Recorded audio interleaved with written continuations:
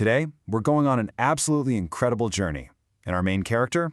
Well, it's a massive marvel of engineering, the Trans-Andean Railway. We're going to track its literal and metaphorical ascent, climbing all the way from the lush, vibrant coastal lowlands of Ecuador straight up into the towering, breathtaking heights of the Andes. It's this wild story of ambition, economics, culture, and just extreme human endurance, all tied together by a pair of steel rails. So here is our route map. We're going to follow the train's ascent through 5 specific stages, from coast to clouds, engineering the Devil's Nose, life in the high Andes, the avenue of volcanoes, and finally, a national symbol restored. Let's just dive right in. Section 1. From coast to clouds, leaving Guayaquil.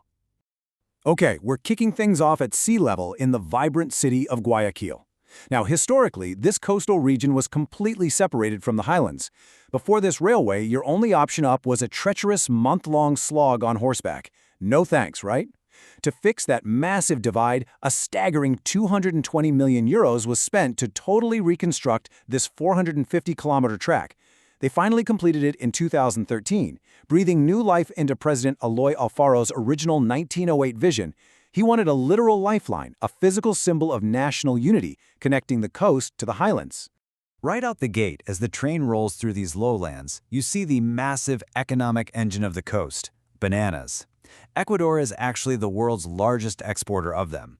The climate here is just perfect, pumping out around 3,300 crates of green export bananas per hectare every single year. But, there's a harsh human reality behind all that massive output. The laborers doing the back-breaking work, manually hauling these incredibly heavy bunches via cable car, they earn the legal minimum wage, and that equates to just 220 euros a month. As we start climbing out of those agricultural plains, the scenery just completely flips. We enter the cloud forest. It's this primeval paradise and literally one of the most endangered ecosystems on the planet. Here, we meet the indigenous Shuar tribe. Now, if you want to visit them, you have to pass their strict ancient welcoming ceremony. It's 3 steps. First up, a purification ritual to clear out any negative energy. Next, if they decide you're welcome, there are ritual dances. And finally, and this is the kicker, you cement the friendship by drinking chicha.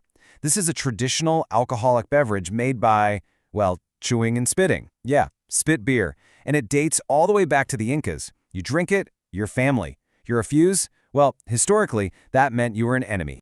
Section 2. Engineering the Devil's Nose, the treacherous ascent. So, leaving the lush cloud forest, things get intense. We hit a perilous, zigzagging climb at Sibambe, entering what is widely considered the world's most challenging railway line. And the human cost to conquer this mountain? Just immense. Because highland locals were considered unsuited to the lowland climate, management brought in nearly 3,000 men from Jamaica to handle the wildly dangerous dynamite work. Tragically, a huge number of these men died in blasts or from disease. Even the head construction supervisor, John Harmon, died on the job from yellow fever in 1907. To really wrap your head around how terrifying it was to ascend this abyss, a mountain so steep it's called the Devil's Nose, forcing the train to literally zigzag backwards and forwards just to get up. Listen to this striking quote from President Eloy Alfaro himself. He wrote, "When we came to Ali and I looked into that terrifying abyss, I closed my eyes and put my trust in the stars."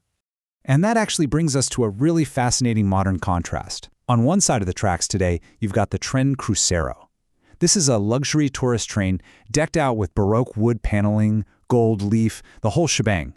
It costs about 1,000 euros for a 4-day trip. But on the flip side, you have the local reality. A standard ticket is only 17 euros, but the service is super rare, maybe running once every 15 days. So think about that. A railway built over a century ago specifically to unite the everyday people of a nation is now mostly traversed by high-paying luxury tourists. For everyday Ecuadorians, it's largely impractical and financially out of reach. Section 3. Life in the high Andes, Heritage and Survival. Pushing up over 2,300 meters in altitude, we dive into some incredibly rich, ancient heritage near Alausí. We're looking at the Ingapirca ruins, which is Ecuador's largest Inca and Cañari archaeological site. It's famous for these perfectly seamless chiseled stone walls. But the craziest part? archaeologists uncovered a grave here containing 11 female skeletons. Based on the burial garments, the central figure was likely a Kenyari priestess.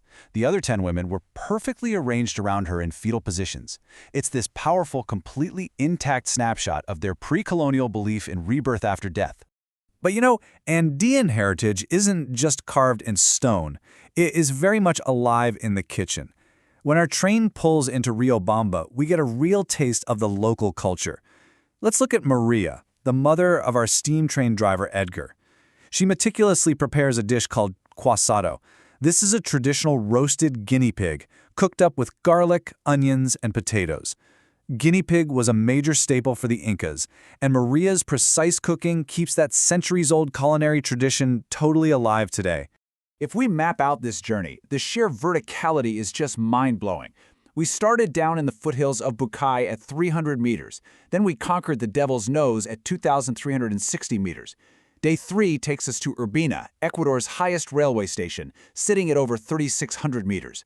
But believe it or not, the journey goes even higher. Because towering right above Urbina is Mount Chimborazo, Ecuador's tallest peak. And up here, we meet a guy who is practically a living cultural monument, Baltazar. At 70 years old, he is the region's absolute last hilero, or ice merchant.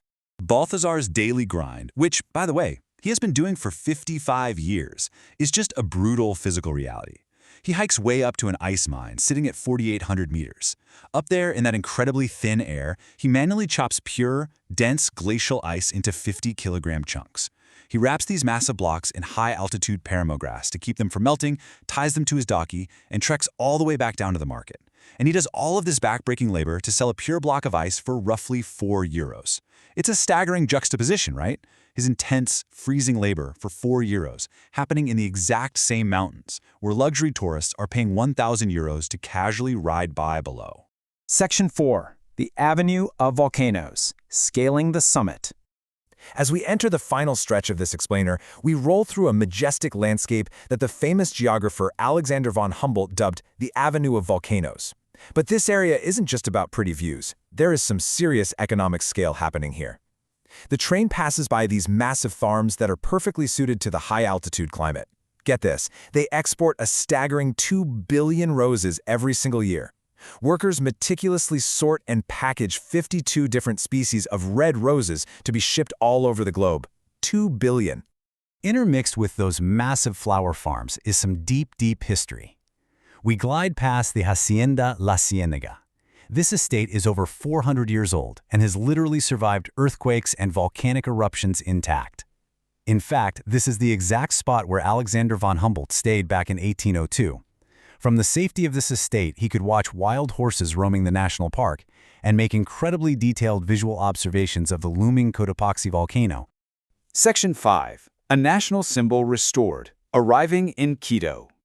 Finally, our locomotive pulls into our destination, Quito. This is the world's highest capital city, sitting way up at 2,850 meters above sea level. It's also incredibly historic, being one of the original 12 UNESCO World Heritage Sites designated back in 1978. But arriving here really shines a light on the paradox of this railway's €220 million rebirth. Back in 1908, the train's main job was hauling freight and moving local passengers. It was the absolute glue holding the coast and the highlands together. Today, well, modern reality has totally shifted. Freight is now mostly hauled on the Pan American Highway, and if locals are traveling or celebrating in Quito, they're way more likely to pile into these souped-up, colorful Chiva party buses than ride the historic rails. Today, the railway is predominantly a high-end avenue for foreign tourism. It's a stunning visual preservation of cultural heritage, sure, but it's no longer a daily utility. Which brings us to a fascinating, kind of provocative final thought. Can an exclusive train truly serve national unity? I mean, can a massive infrastructure project, one originally built to symbolize connection and then rebuilt at an incredible expense, truly serve its patriotic purpose if it's mostly become a playground for wealthy tourists? It's a really complex balancing act between preserving amazing heritage, boosting the local economy, and actually serving the everyday people. So think about who really benefits the next time you picture these magnificent trains climbing from the coast to the clouds.